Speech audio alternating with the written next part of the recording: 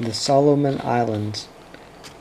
I sailed out from Kirowina as soon as the sails were ready. I wasted no time. I had gone in only to repair my sails, and with that done departed. I secured from a friendly trader a supply of sweet potatoes.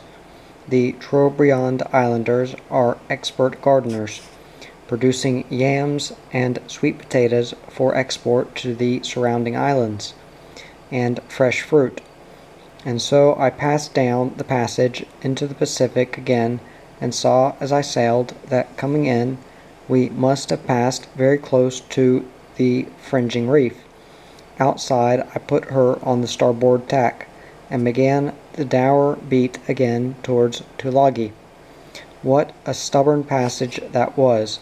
I beat with the current and the wind always against me, out past Woodlark, famed for its gold, and the Loflands, northwards towards Vella, La Vella, and Treasury Islands, south towards Rennell, beating with the wind and the rain.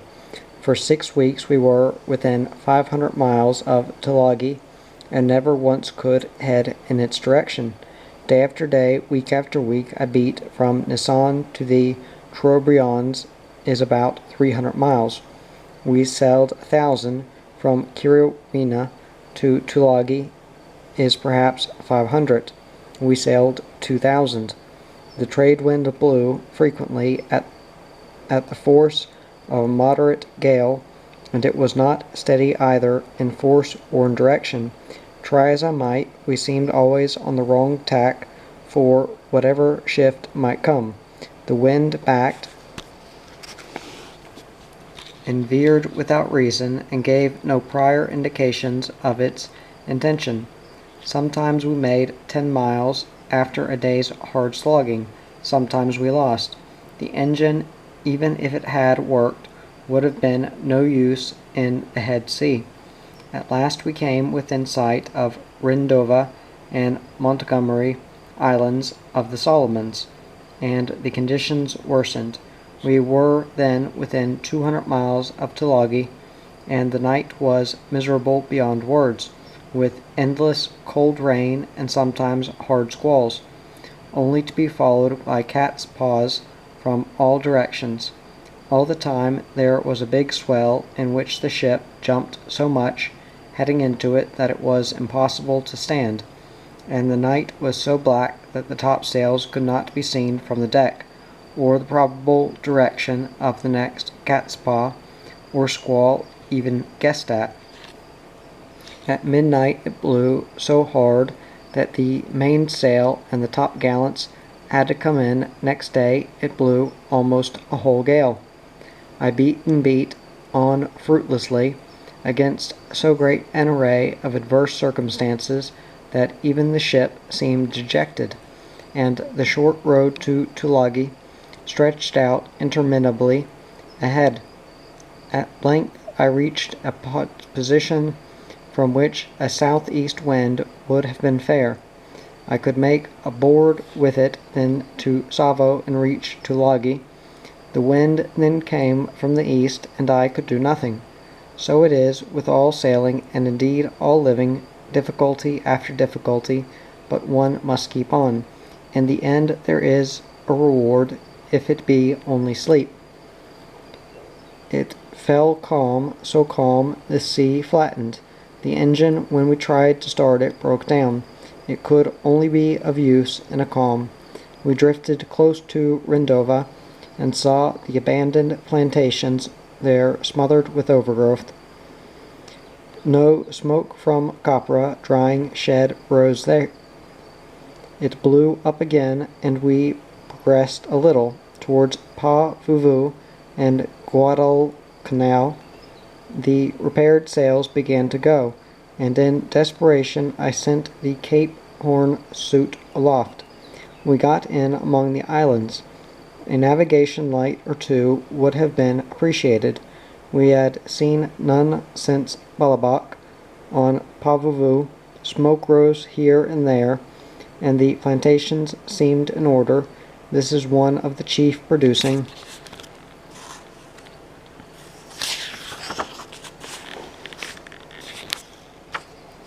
islands for the Great Combine controlled by the Lords of Soap. The ship was 93 days out from Singapore before we came at last to Tulagi. We made most of the last 80 miles with the engine in a calm. For a while the engine went well enough. From Savo onwards there was a light fair wind. It was as well the engine was in serious trouble again. I was anxious to make Tulagi harbor before nightfall, as I had no chart. I had prepared as good a plan as I could from the description of the pilot, but in the end I had to go in by night. There are range lights which lead one in, but the place abounds with reefs and small islands, and the set is across the range. The light fair wind hardly gave me steerage away, and it was difficult to keep the range. I breathed a great sigh of relief when the anchor at last was down. 93 days. It had been a long, hard road, beset by navigational difficulties, worse than any storm, baffling, trying, depressing. Yet the worst of the passage was over now that I reached Tulagi, and I had always known that the north about way would be hard. The mail steamer was in to go out in the morning to Sydney. I sat up all night writing letters. There would not be another mail for a month. It was peaceful and calm at the anchorage, with the stars mixed in the tall cordage, and all the ocean's roll temporarily departed. And this, thank heavens, was a port of entry. I could secure the official rubber stamps at last. I stayed a week at Tulagi and Macombo. Tulagi is a small island off Nagella, interesting chiefly because of its geographic position among the Solomon Islands, with which, apart from attempts at tax gathering, it seems to have little other connection. Macombo is a small island off Tulagi of about the same degree of interest. Tulagi is a place of hills and tin roofs, with a club, golf course, wireless station, Chinatown, jail, government house, British flag, and all the rest. Scantily populated by whites. Prisoners do the rough work. The Public Works Department was distributed at the moment by the small number of jailbirds on hand. The whites carry on business and the work of administration. Prices are high, naturally enough, though they compare more than favorably with Nassau's. The only place to eat is a Chinese restaurant on the waterfront called Sam Doo's, where Australian beer is $50 a bottle. The Chinese section is on the low part of the island by the waterfront facing Macombo. Here there are some picturesque small wharves where the Chinese ketches discharge their smelly copra and depart with trade goods. Now and again a recruiter comes in from Malaita with a picturesque craft and a load of labor. There is an excellent company of constabulary, which, while we were there, paraded with due ceremony for the opening of the local parliament or advisory council, 4 very fine elderly gentlemen who, with the Bishop of Melanesia, then temporarily absent, and the resident commissioner, meet pleasantly together at intervals and discuss recommendations for the consideration of the High Commissioner of the Western Pacific at Suva in the Fijis. What, if anything, ever gets done by this means I was unable to discover, for seemingly even the High Commissioner has insufficient power over the British Solomons Protectorate. The Colonial Office in London exercises the real control. The commissioners are simply civil servants entrusted with the administration. The ceremony of the opening of Parliament in such a place was curious to behold. It was staged with all the pomp and show and banging of drums that could be mustered, and the lapped constables, all with fixed bayonets and very smart, lined up beside the weatherboard Parliament House for inspection.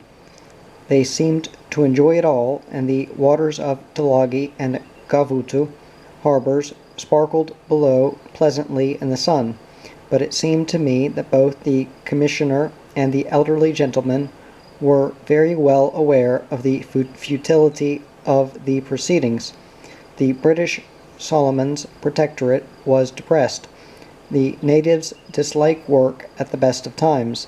The climate is severe.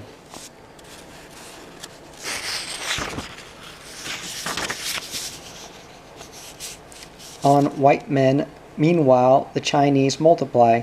They seem contented and open no parliaments. Tulagi is frankly and plainly a headquarters for white living, a place where laws are not exactly made, since that apparently has to be done somehow between Downing Street and Suva, but thought over, discussed, and sometimes vaguely suggested, where white meets white, lives with white, thinks white, and plays golf and tennis and cricket and so forth, and works, of course, there is work enough. The administration is not overstaffed.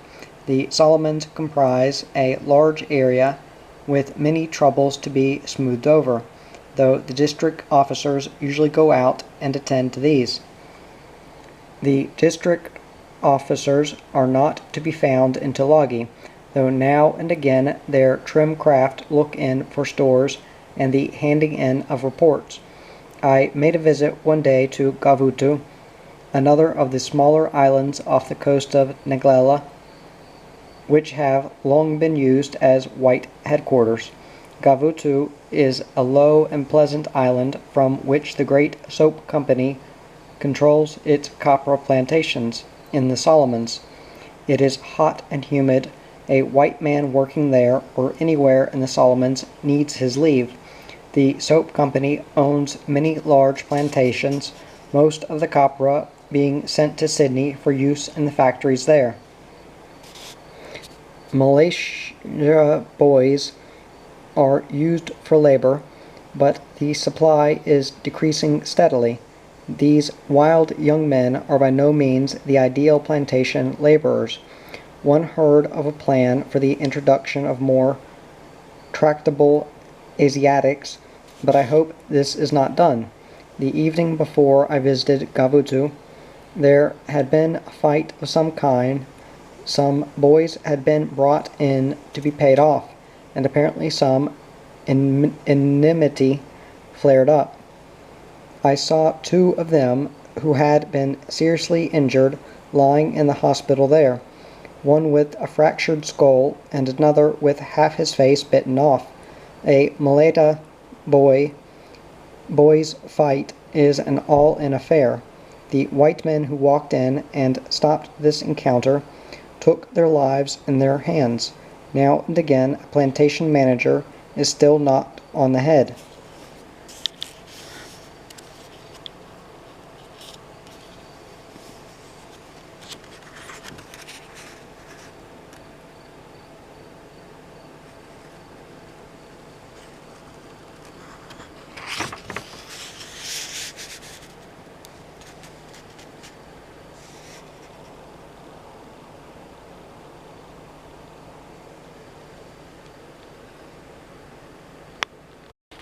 While we were there, the young manager of one of the outlying stations was badly injured in a sudden attack.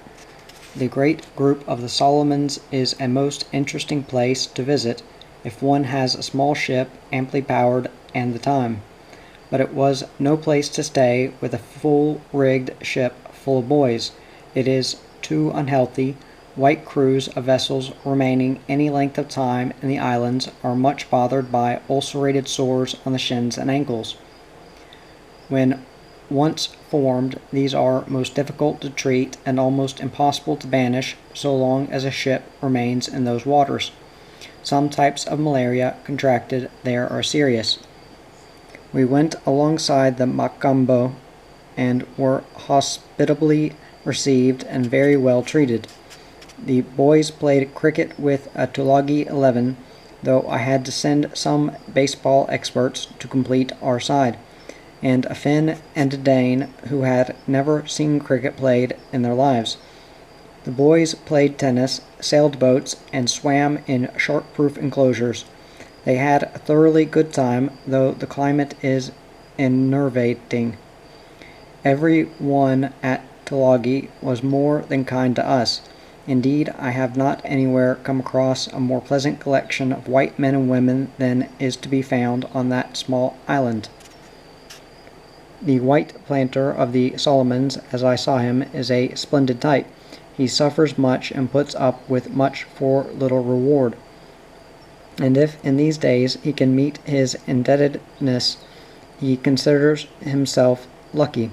The problems of depopulation and the handling of labor are beyond his control.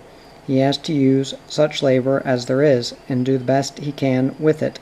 The Malatta boys, most virile of the Solomon Islanders, are energetic enough, but they require firm, tactful, and intelligent handling. The planter, if he has trouble, known it is he who stands most chance of being judged in the wrong, and punished. The actual use and treatment of the native laborers is perhaps a little too thoroughly regulated, while the root causes of such ills as arise from the system continue to be neglected. There are white men who should never handle labor, white or brown, but the Solomons soon find these out.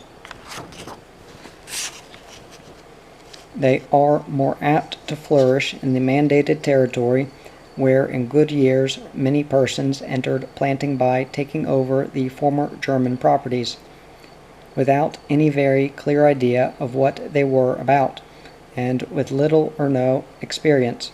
There the policy of the Australian administration, taking its mandate from the League of Nations more seriously than most, has been a bewildering gyration between almost the pampering of the native labor on the one hand, and the creation of unnecessary difficulties for the planter on the other.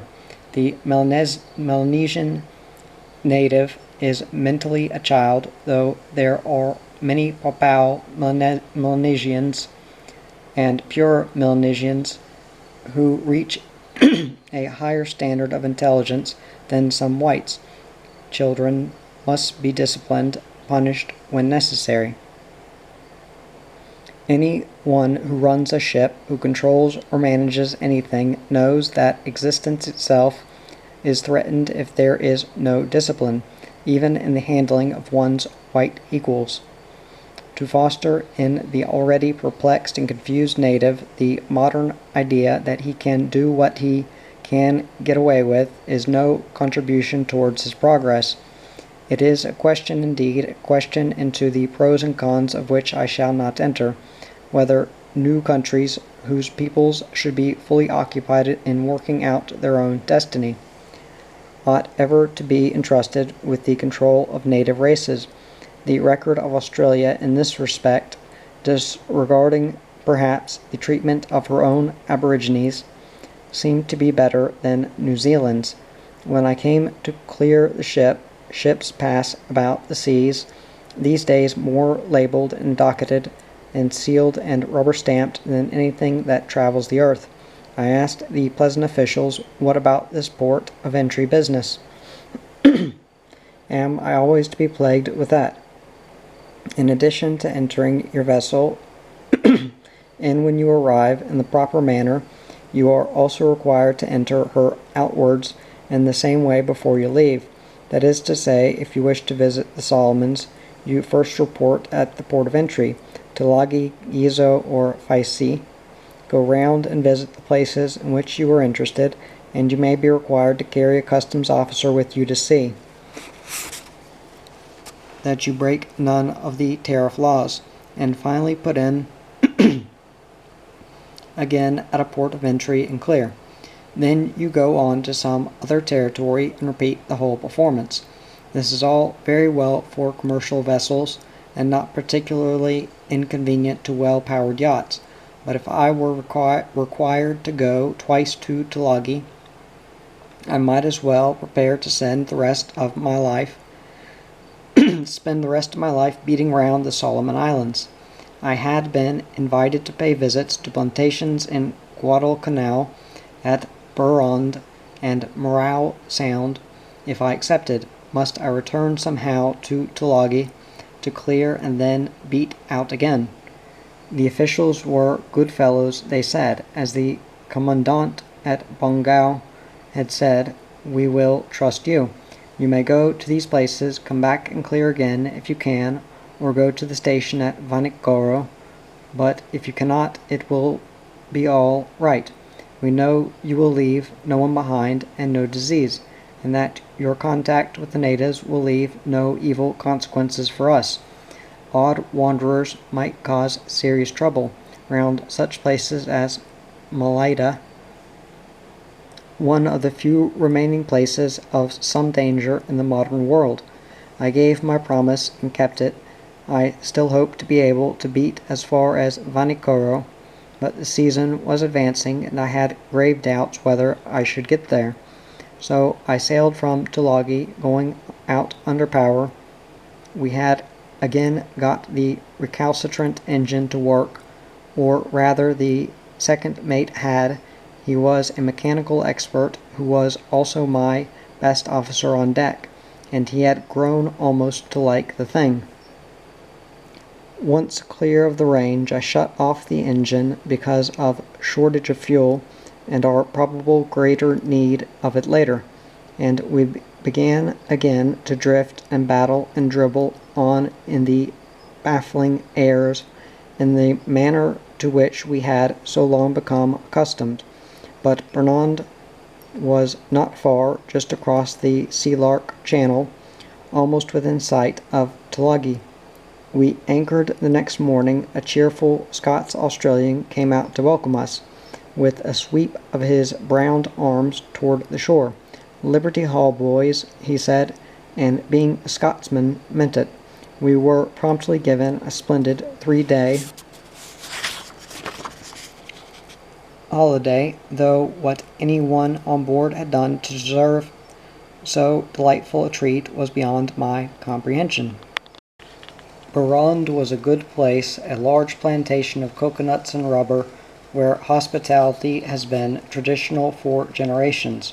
It was Burrond Jack London stayed, and afterwards wrote a book which residents claim is not completely accurate. Since his time, visitors of all kinds have met with kindness there. The boys rode the lively young horses along the beaches and through the wide plantation fields. 3 of them fell off, but no one was injured, though quite a few had never ridden before. We saw the copra cut and dried, and the wild Malaita labor practicing a stamping dance for the Christmas celebrations.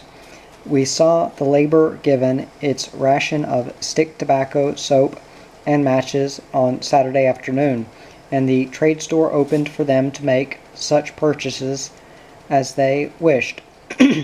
Clay pipes mostly.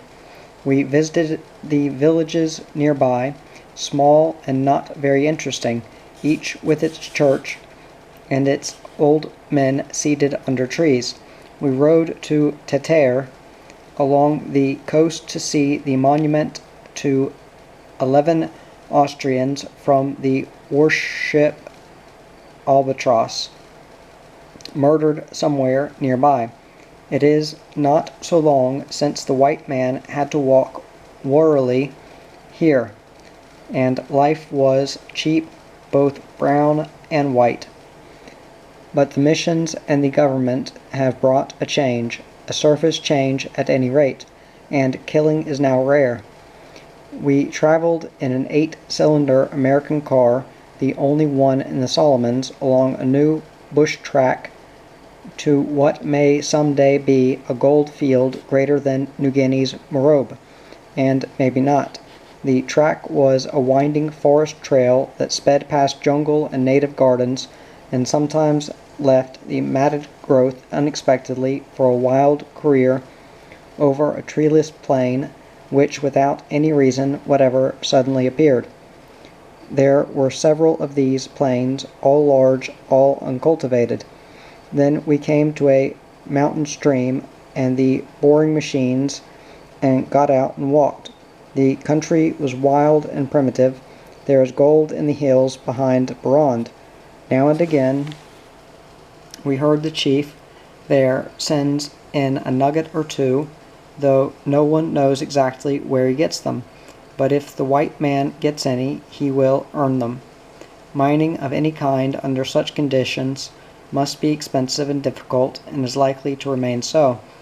I sailed in the early morning from the anchorage off Barond, making down the passage from Guadalcanal and Florida towards the open sea. I had not time now to make morale sound. The wind drew ahead again, and I beat and beat. The combination of navigational difficulties presented by these islands is such that I wonder the early navigators survived them. Deep troughs surrounded by reefs and shallows, serrated with rocks and coral growths over which the tidal waters boil and eddy. Discoloration from the mountain streams muddying the water so that the coral heads may not be seen. Baffling winds, now light, now strong, changing so often and so suddenly that one is bewildered even to know on which tack to keep the vessel. Pitch-black nights and rain, poor anchorages for the most part, high mountains, coughing their willy-waw winds, spilling their black rain, and always through these confused waters the general westward set of the trade wind drift setting the ship back and back. Suddenly reefs loom up ahead. One must go round quickly to save the ship. Yet to make any progress in the headwinds one must constantly stand deliberately towards danger. It is better in a powered vessel which may pick her way, but many, even those, have been lost round the Solomons. I had been anxious to make the Solomons. Now I was eager to get away. I was beating through indispensable strait between Guadalcanal and Malaysia, with the long island of San Cristobal in sight. I stood on towards the eastward, trying to make towards Vanicoro and Santa Cruz, and down through the New Hebrides to Sydney. We did not make Santa Cruz or Vanicoro or any of those places. A week out from Barond we had made good only 100 miles. At that rate we should have been another month. I did not have the time to spare, neither the time nor the provisions. A full-rigged ship carrying 28 souls cannot remain cruising indefinitely. There is a limit to her water supplies, to the provisions she can carry, and to the tempers of the crew. The longer she stays round these tropic islands, the greater the susceptibility to disease.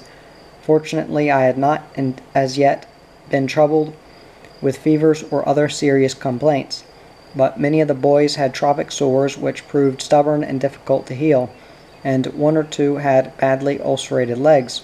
My medical work, for I was still the physician and surgeon to the expedition, as well as being master navigator, chief instructor, guardian of the younger boys, and many things besides, now kept me busy for at least 2 hours a day. My boys had stood up very well to the long demands of the heat and the rain, the long trial of the baffling conditions, and the hard slog to windward. But there was a limit for them and for everyone. It was high time I decided that we began to think more temperate regions. The tropics had begun to pall. I gave up the idea of standing further to the eastwards and went about, being to windward now of San Cristobal, to stand towards the southward on the other tack. I was now so far to windward that I could easily make the course for Sydney with the trade a fair wind. I had only to stand on full and by on the port tack, and the set would give me my westing. I looked at the charts and saw that I should pass through the unnamed strait that separates San Cristobal from the two small islands off its southeastern end, Awa Raha and Awa Riki. I decided that I would try to anchor for a while at Awa Raha, where the chart showed a break in the reef called Port Mary. I could leave a note for the district officer there explaining that I had been unable to fetch Vanikoro. It was easy enough to make Awa Raha, though again I came by night.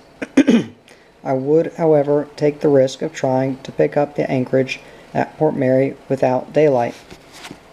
There are no lights and there was no moon.